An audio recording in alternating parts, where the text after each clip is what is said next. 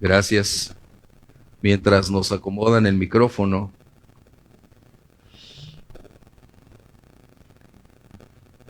espero que ya tengas tu Biblia lista. Qué agradable podernos ver cara a cara. Eso es lo importante. Recordar quiénes somos, cómo somos, porque en ocasiones parece que la vida es tan volátil, tan rápida, que olvidamos desde quiénes somos hasta con quién compartimos. Y el tema que hoy necesito compartirte es acerca de una realidad que toda persona vive, creyente o no creyente. La vida, tu vida, mi vida, donde nos ubicamos en nuestro tiempo y contexto sociocultural, es la escuela de la vida. Es una escuela donde todos están inscritos desde que nacen. Es un curso con un alto grado de dificultad. La escuela va aumentando sus aportaciones, lecciones en la medida en que estamos disponiéndonos a ir cruzando los diferentes tiempos, límites, pero el curso de la vida es de por vida. Y este curso al cual tú y yo estamos inscritos hasta el día de hoy es un curso llamado madurez. Es un curso que no podemos sustraernos porque mientras tengamos vida estamos ahí. Pero este curso implica una determinación de continuar adelante. La vida nunca será el escenario fácil donde la gran mayoría piensa que está desenvolviéndose. La vida siempre tendrá aspectos demandantes, exigentes, que requieren que aprendamos lecciones a lo largo de nuestros días para, cuando llegue el momento exigido, lo aportado de las lecciones anteriores nos permitan los recursos suficientes para hacerle frente al escenario donde tú y yo estemos presentes. Algunos renunciarán a ese curso en la vida.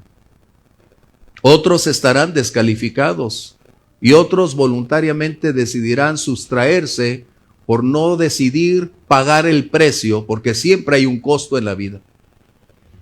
Y ese costo tú lo determinas en base a lo que amas, valoras y decides tenerlo en prioridad. Así que el costo de la madurez siempre será una realidad en la que tú y yo, y mientras todo ser esté vivo, se encuentra dentro del curso de la vida, confiando en que tú y yo tendremos una graduación para llegar hasta el final de nuestra vida. Así que la vida del creyente entonces es una sucesión continua de eventos que nos están confrontando con nuestra fe, nuestras convicciones y principios. Y esos eventos tendrán un alto grado de efectividad si permitimos, desde la perspectiva de Dios, cuando permite que cosas, eventos, personas, circunstancias nos alcancen, podamos verlo desde esa perspectiva para saber que aunque nuestra capacidad intelectual no alcanza a descifrar el enigma, podamos estar de acuerdo y decir, si Dios lo permite, es porque algo efectivo y con propósito va a resultar de lo que estoy enfrentando. Es tremendo. Nuestra fe no es el resultado de algo abstracto, de algo insensible o una fábula. Nuestra fe emana de verdades, de hechos eternos que revelan y nos muestran quién es Dios y la razón por la cual podemos depositar nuestra confianza y seguir creyendo que Él es soberano en todo tiempo. Qué interesante entonces que nosotros el día de hoy podamos darnos cuenta que decidimos venir, que determinamos tomar este tiempo para propiciar a nuestro curso de vida enriquecerse. Porque tú y yo somos responsables del curso de vida que tenemos. Tú y yo decidimos dónde estar, con quién estar y qué provecho obtendremos de la inversión de tiempo que requerimos. como yo decía cuando estaba en la universidad, yo nunca faltaba a la escuela, nunca. Me gustaba ir a la escuela, pero que entrar a clases era otra cosa. ¿No? Pero toda mi vida me he ido a la escuela, toda mi vida. Y hasta el día de hoy sigo estudiando, porque mi curso de vida no concluye, todavía no me gradúo. Estoy en proceso formativo para llegar a la meta que tanto espero. Y la madurez no es un evento, la madurez es un proceso continuo, permanente, demasiado demandante. Así que la madurez no la dan los años. Los años no son el reflejo de madurez. Las canas no son el reflejo de madurez.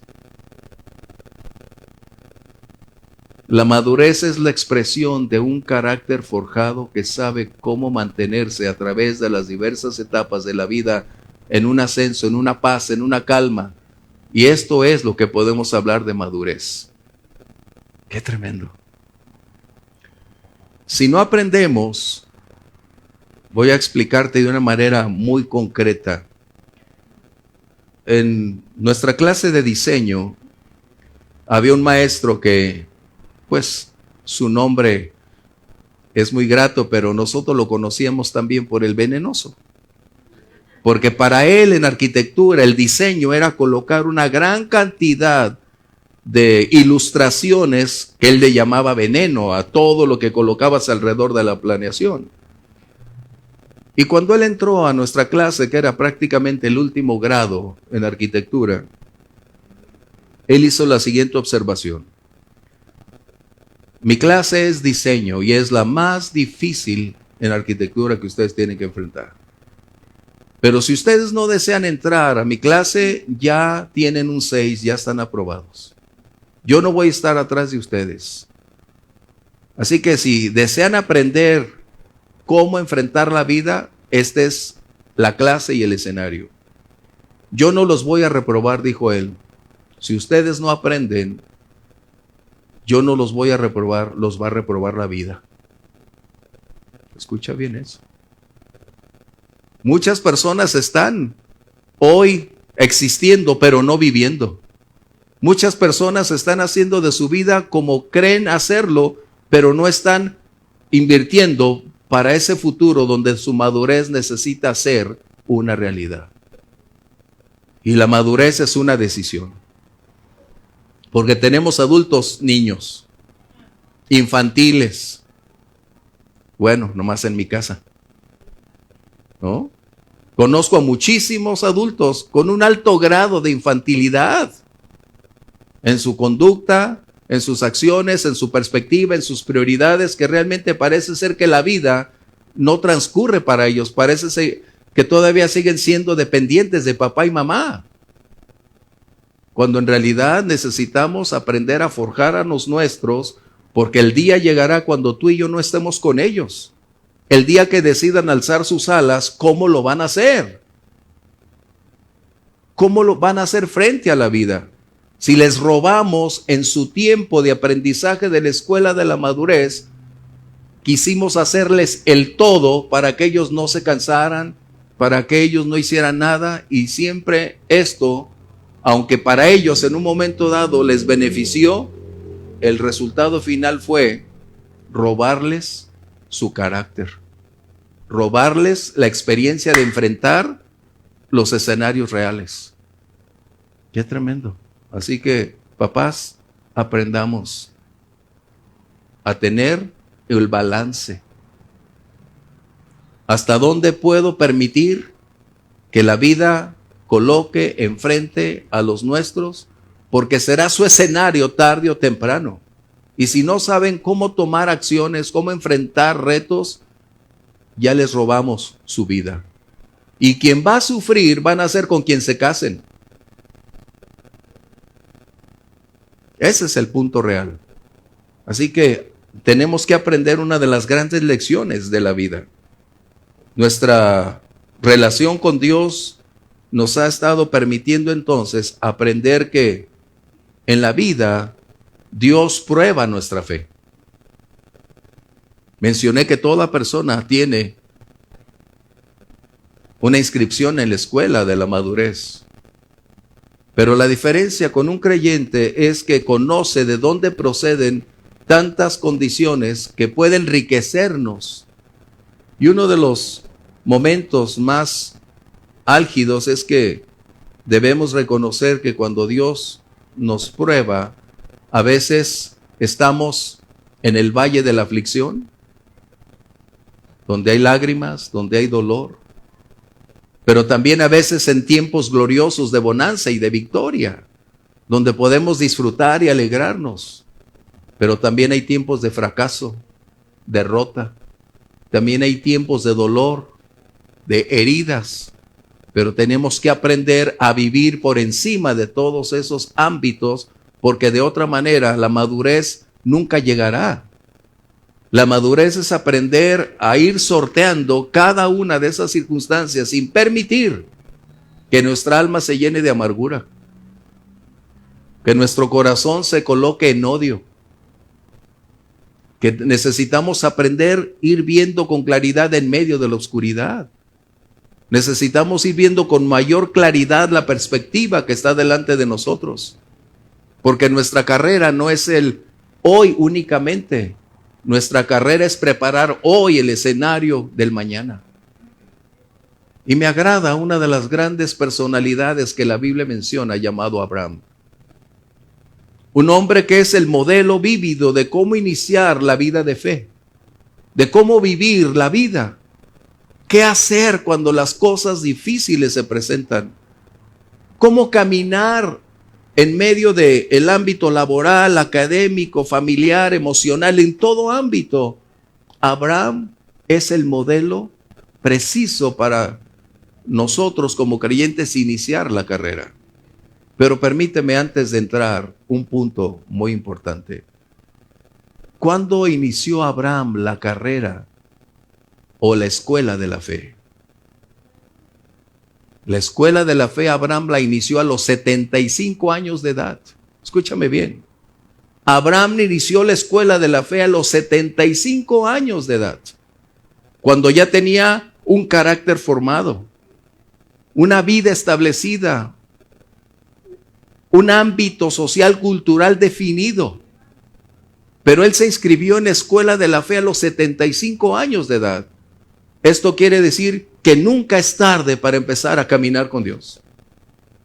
La edad no es un problema para caminar con Dios. ¿Sabes cuánto tiempo Abraham permaneció fiel en la escuela de la fe? 100 años más.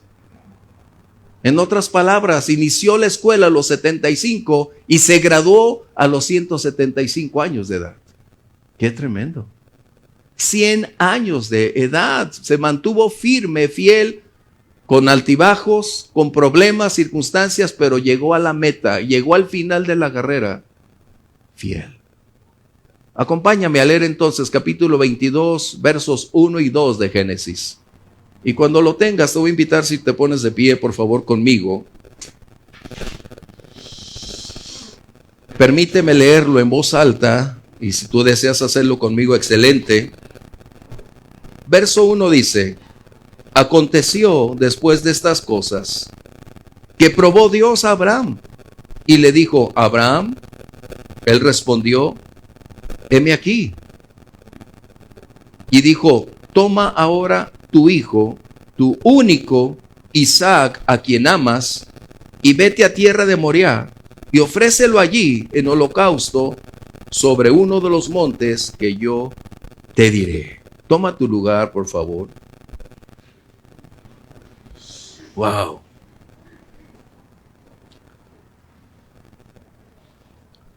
Hace unos días comenté acerca de 3 anclas para enfrentar la vida, ¿recuerdas? Fe, esperanza y amor. Y el ancla que Dios nos ha dado, que es la fe, no es un artículo decorativo para colocarlo en un cristal, en un pedestal, o tenerlo ahí como un libro guardado. La fe no es un artículo decorativo. La fe es un recurso que nosotros tenemos para hacerlo efectivo en cada aspecto de la vida. es la acción misma de depositar nuestra confianza de Dios a través de lo que hacemos creyendo que Dios es real. Así que la fe no es algo abstracto. La fe no es algo que nosotros podemos propiciar, generar, inventar. Ni Steven Spielberg fue uno de los grandes cinematográficos, ni siquiera jamás ha colocado una película lo que es fe. Porque la fe es un don, es algo que Dios nos da a toda persona. Y este es el punto vital.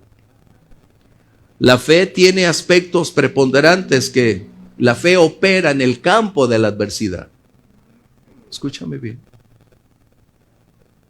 La fe opera en un campo que apela más al ámbito celestial que a nuestra capacidad intelectual.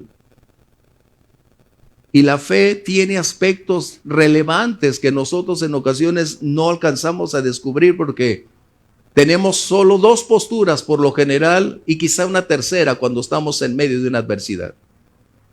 ¿Por qué a mí, Dios? ¿Por qué a mí? ¿Cómo, Dios, permites que me suceda? ¿No? Y algunas veces podemos decir, Señor, que es otra parte, ¿para qué, Dios? ¿Cuál es el propósito de todo esto? Y quizás una tercera sería, ¿cómo puedo darte gloria, Señor, a través de lo que estoy viviendo? Pero antes de entrar al punto crucial, necesito disipar algunas dudas que a veces tenemos.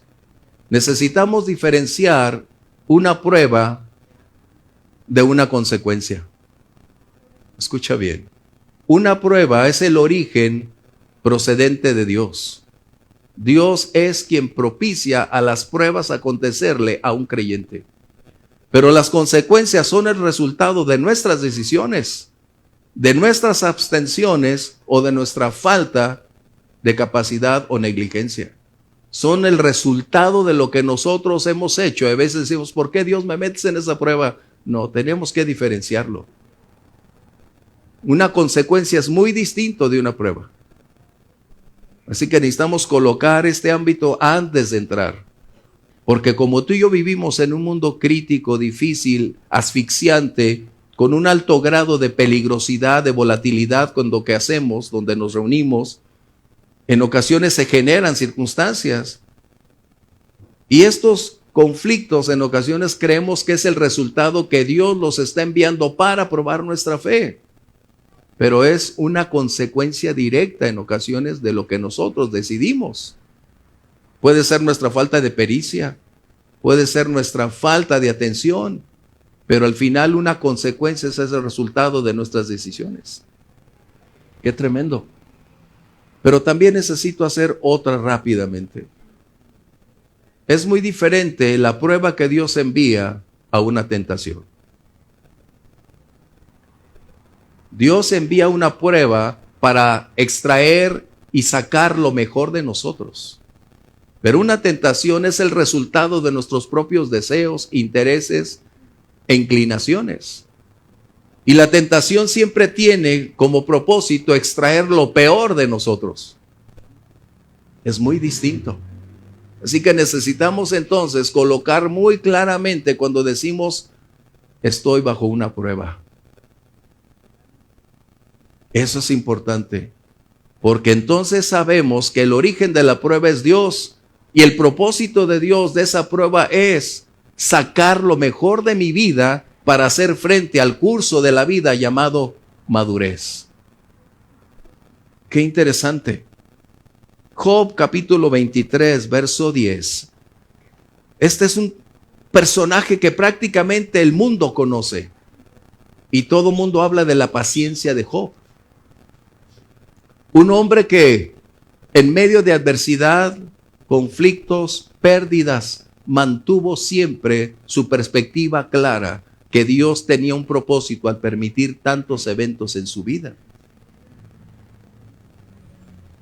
Y este hombre, en medio de tanto sufrimiento, declaró, porque yo sé, permíteme ir ahí, me gusta más leerlo aquí en papel. Mi Biblia lo trae, sí, yo sé que sí. 23:10 mencioné. Dice, Él conoce mi camino, me probará, y la respuesta, saldré como oro. En otras palabras, todo creyente necesita aprender que su carrera estará llena de pruebas. Toda tu vida, desde que inicias, como mencioné, los no creyentes inician también la vida a través de diversas etapas que pudiéramos colocarlo en el juego olímpico diciendo es una carrera de obstáculos, pero una carrera de largo plazo. Y nosotros los creyentes necesitamos recordar que la vida cristiana tiene como propósito ir extrayendo lo mejor de nosotros. Y nos vamos a encontrar, nos vamos a desenvolver en un ámbito, como dice Job, yo sé que Él conoce mi camino. Es decir, Dios conoce exactamente dónde estás parado. Dios conoce el peso que está sobre tus hombros. No existe absolutamente nada oculto dentro de ti que Dios no lo conozca. Pero Dios va a aprovechar cada ocasión para propiciar una depuración interna, es decir, un cambio dentro de nosotros que vaya dando de lo oscuro a lo brillante, de lo sin valor al valor que es el oro. Recuerda, Dios no prueba lo que no vale. Dios prueba a cada uno de nosotros porque somos valiosos para Él. Y esto es importante. La vida del creyente es importantísima. ¿Dónde opera la fe? ¿Dónde? Esa es una pregunta que necesitamos disipar. La fe tiene un alto grado de efectividad y productividad en los ámbitos donde el estrés, la presión, la angustia, el quebranto se hacen presentes. Tiene mayor productividad cuando las cosas no están como quisiéramos. Estamos hablando de la prueba. Ahí es donde nuestra fe está siendo colocada al máximo, a su límite. Y es donde necesitamos aprender, creer que si Dios está propiciando una prueba, no es para descalificarnos. Permíteme hacer un énfasis antes. Dios nunca, escúchame bien y ponlo en tu vida, Dios nunca te enviará una prueba a menos que no estés preparado para ella. Dios nunca te va a enviar una prueba a menos que no estés preparado para esa prueba. En la facultad, un maestro no hacía un examen de algo que no sabíamos. ¿O sí? Todos reprobaríamos. Y esto es precisamente, Dios nos prepara a través de los procesos en que vivimos para cuando Él sabe, entiende que nuestra capacidad de absorción, de enfrentar lo inesperado, tenemos la capacidad en Él de enfrentarlo, soportarlo e ir adelante. Así que Dios no te va a dar una carga que tú no puedas llevar. Nunca, nunca.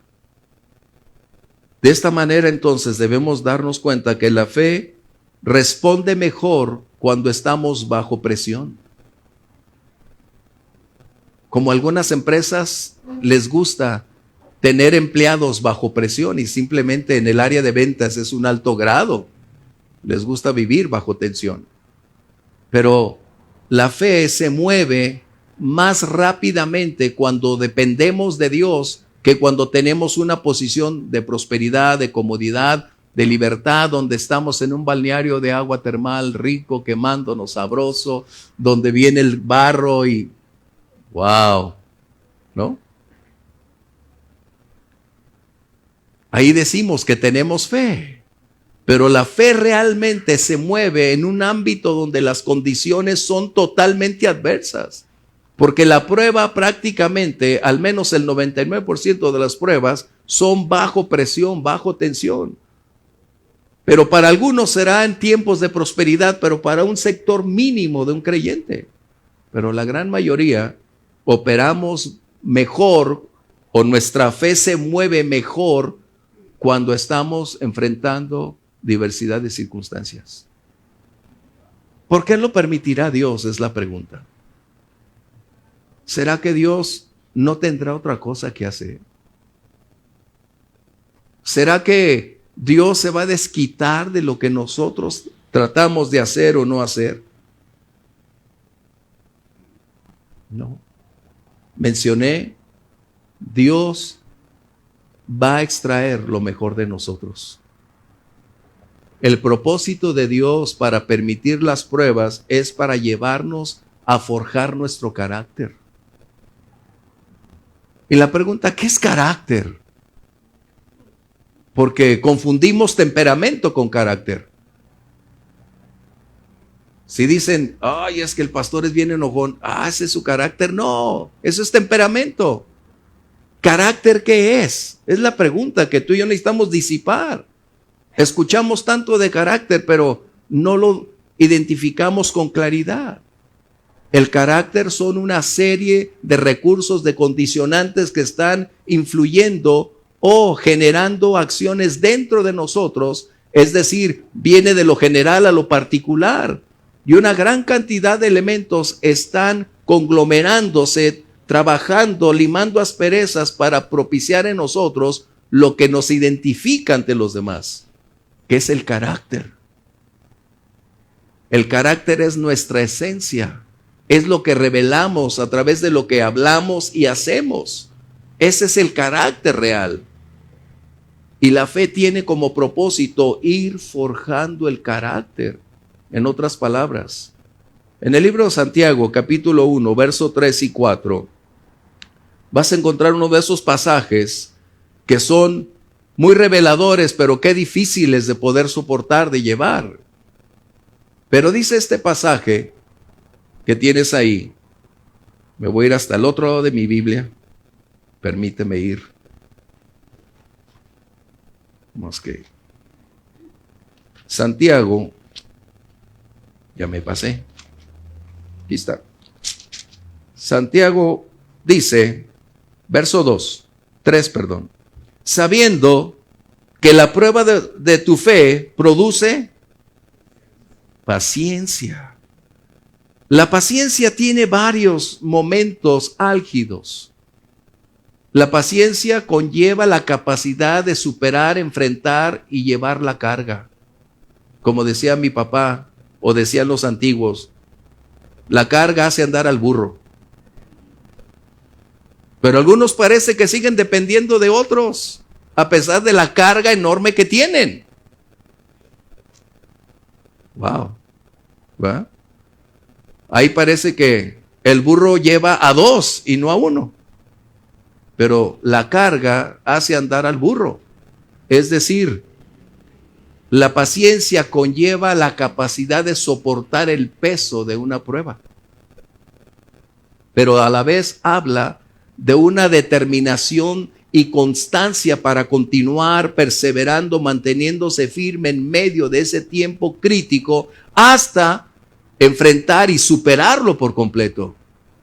Eso es lo que quiere decir. Paciencia. Por eso cuando tú oras por paciencia, se te van a venir miles de problemas, porque tú estás invitando que llegue todo un enorme ejército de conflictos. Pero cuando puedes tal vez cambiar la oración y decir, Señor, ayúdame a retirar mi impaciencia, qué distinto. Qué distinto. Somos impacientes por naturaleza. Hasta tenemos una frase bien hecha, lo queríamos para ayer.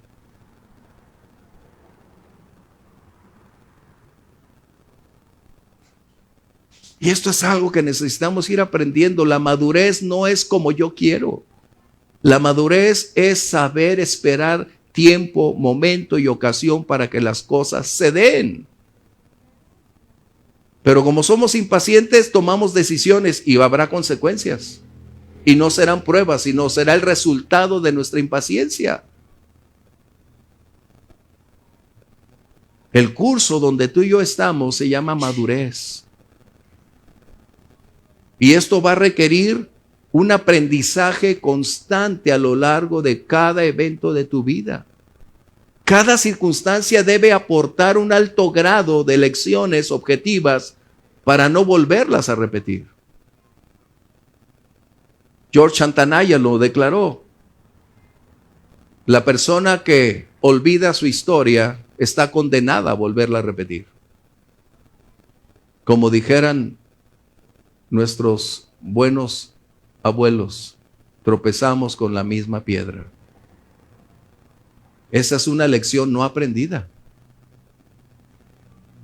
Esto quiere decir que el carácter, al irse forjando, debe adquirir paciencia. Sé paciente. Yo necesito ser paciente. Y esa paciencia me debe conducir a entender que si Dios ha permitido estar dentro de un contexto de prueba, es porque estaba preparado para enfrentar esa prueba. Yo no lo conozco exactamente, pero Dios sí conoce que estoy preparado, y si esa es mi confianza, entonces debo soportar el peso, pero a la vez invertir en mantenerme constante, perseverante, persistente. No renunciar como algunos van a renunciar. Y permíteme decir esto que es muy importante. Algunos en el proceso de la paciencia resulta que puede ser su punto de quiebra. Muchos, cuando vienen los tiempos de pruebas, renuncian a la fe. Deciden dejarlo todo porque su momento de prueba ha llegado. Y miren, en cada área de la vida somos probados. Dios nos va a llevar al límite de nuestra fe. Escúchame bien, porque a veces creemos que Dios es un director del crucero de nuestra vida, donde todo nos va a ir bien, donde todo está incluido, comida, habitación, donde todo está hermoso, música, shows, todo, y no es así.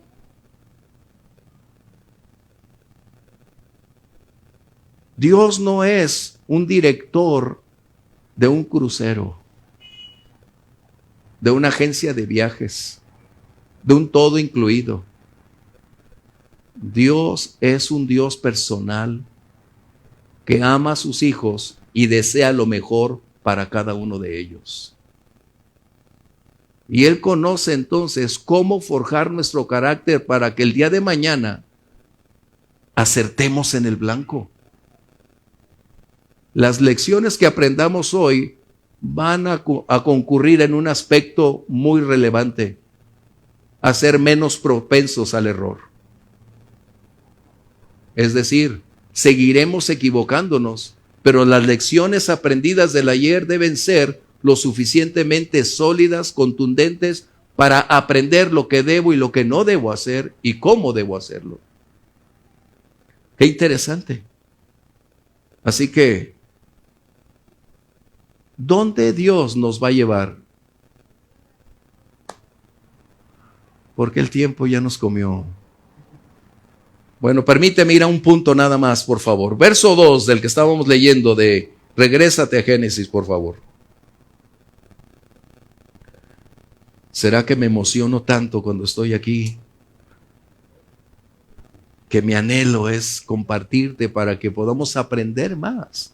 El propósito del pastor o del liderazgo es compartirte las verdades de la palabra para propiciar a nuestra vida cotidiana, llevarlas a la práctica y aprender cómo enfrentar los retos y salir de ellos a la brevedad posible. Verso 2 dice: toma tu hijo, fíjate bien, a Isaac, ¿qué dice? A quien amas. Aquí es donde me voy a detener. Dios va a probar nuestra fe, nuestra obediencia en el ámbito donde nuestros afectos están anclados. Fíjate bien. Donde nuestros afectos emocionales que son naturales están anclados. Dios probó a Abraham no en las cosas, lo probó en aquello que representaba su más precioso tesoro, su hijo. Wow.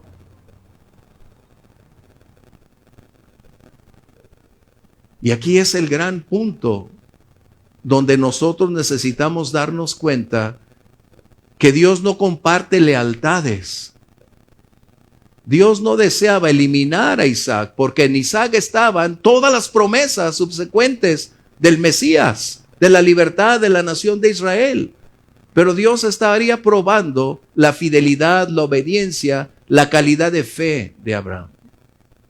Por eso Jesús mencionó: nadie que ama padre, madre, hijo, esposo, esposa, más que a mí, no es digno de mí. ¿Por qué? Porque en ocasiones las bendiciones de Dios, porque los hijos son bendiciones, ¿verdad? No son accidentes, son bendiciones. Cuando las bendiciones, y voy a irme rápido porque nada más me quedan unos segundos, las bendiciones a veces se convierten en ídolos. Amamos más las bendiciones que aquel que nos da las bendiciones. Las bendiciones se convierten en un riesgo enorme cuando no mantenemos el balance, cuando no nos damos cuenta que el dador de la vida le ha placido conferirnos esos tesoros maravillosos, pero que finalmente Él es la fuente y es a Él a quien tenemos que honrar, agradar y dar gracias. Pero nuestra responsabilidad sobre nuestros hijos es una verdad innegable. Pero Dios estaba hablando a Abraham acerca de cuál fue la reacción de su vida ante Dios pedirle la vida de su hijo. Y a veces tú y yo estamos luchando con eso. Dios nos da algo y amamos más ese algo. Yo le digo a mi esposa cada vez que salimos, como hoy temprano para ir a la iglesia, le digo, me sorprende que la gran mayoría de personas invierten tanto el domingo por la mañana porque se levantan temprano, la mayoría al mismo tiempo prácticamente de cuando salen a trabajar. Pero su tiempo es el culto al automóvil, encerarlo, lavarlo, tenerlo. Son cosas que valen, tenemos que cuidarlas por supuesto, pero no es la prioridad, ¿me explico? El jardín. Y tenemos tantas cosas, la casa. Dios nos dio esas bendiciones, pero no es la prioridad. Eso es lo que habla de lo que amamos. Era lo que Dios estaba tratando con Abraham. ¿Qué es lo que más amas? ¿Dónde está tu corazón? ¿Realmente me amas de la manera, le dice Dios a Abraham, como tú me lo dices? Pero ahora a través de evidencias, a través de acciones, debes revelar lo que hay ahí. Y este es un punto tremendo. Aquí voy a tener que concluir. Pues nos dejamos al próximo domingo de una vez. No podemos por el tiempo. Cómo me agradaría terminar el tema, pero hay mucho que compartirte. Algo muy importante para concluir. Una prueba es el resultado del amor de Dios para los suyos. En ocasiones esas pruebas van a ser dolorosas. Sí. A veces esas pruebas nos van a llevar a cuestionar, querer hablar de la misma manera que hablamos con alguien con Dios. Pero déjame agregar, las pruebas se aceptan, no se cuestionan. Pero la prueba es la expresión del amor de Dios para tu vida. Es la expresión de su amor para ti, para llevarte de un nivel a otro, para llevarte de lo infantil a la adolescencia o de la adolescencia a la madurez.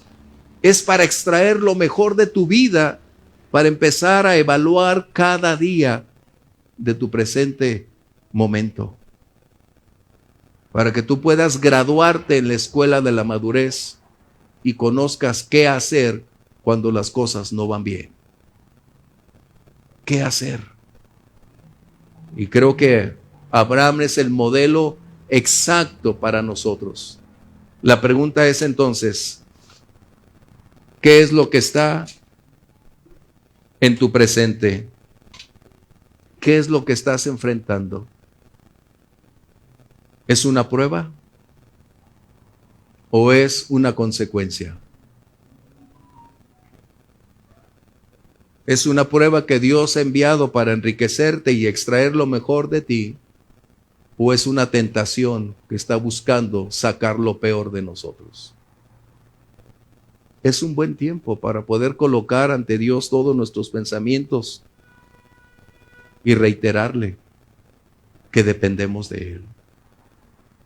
Estás hablando no de una irresponsabilidad individual.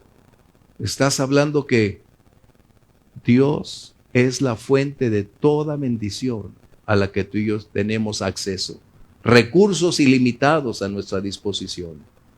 Y hoy es un buen momento para decirle: Señor, ayúdame a superar este momento. Dame las fuerzas que necesito para cambiar lo que soy. Quiero ser lo que tú esperas de mí. Si tú y yo consideramos que estamos en un espejo y nos vemos muy bien, Dios nos ve mucho mejor que eso. Si hasta hoy crees que la has hecho en la vida, no es nada comparado a lo que Dios tiene preparado. Si tú crees que has llegado a la cima, déjame decirte que apenas estás a 10 metros de altura cuando te faltan al Monte Everest 5,000, 6,000 metros más. Ese es el punto. Señor, quiero caminar contigo. No voy a renegar. No voy a cuestionar ni criticar. Enséñame cómo caminar como Abraham e ir adelante. ¿Quieres ponerte de pie conmigo? Dios nos permita, próxima reunión, concluir con este tema. ¿Quieres cerrar tus ojos? Lo que has escuchado es precisamente lo que tú necesitas analizar, colocar en tu presente situación y de esta manera hablar con Dios. Mira, el día que conocí al Señor fue decirle: no te conozco, Señor. He escuchado el mensaje, el sermón, y desde hoy te rindo mi vida. Te rindo mi corazón. Entra en mi vida, Señor. Y enséñame cómo vivir conforme a tu voluntad, Señor. Enséñame a caminar por la senda donde tú respaldas cada acción y nos llevas a la victoria.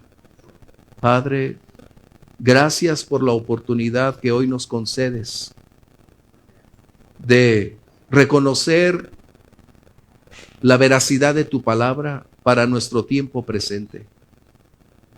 Así como Abraham, que inició su carrera a los 75 años contigo, algunos de mis hermanos la iniciarán hoy, mañana, otros lo hicimos ayer, pero necesitamos caminar en línea recta con tu voluntad, Señor. Nos hemos equivocado en demasiadas ocasiones. Estamos pagando un alto precio, Señor, por no colocar la verdad antes de actuar. Pero venimos a ti hoy, Señor, para reiterarte nuestro amor, gratitud y nuestra adoración. Y a la vez para decirte: no como yo quiera, Señor, sino como tu voluntad así lo defina. Ayúdame a continuar por la senda recta, a mantener esa paz en medio de las adversidades, considerando que tu control sobre lo que me impacta no está fuera de control, Señor. Ayúdame a ser un creyente en continuo avance y proceso de madurez para ser un reflejo del carácter de Cristo. Señor, gracias. Gracias por lo que estás haciendo, Señor. Muchas gracias, Dios.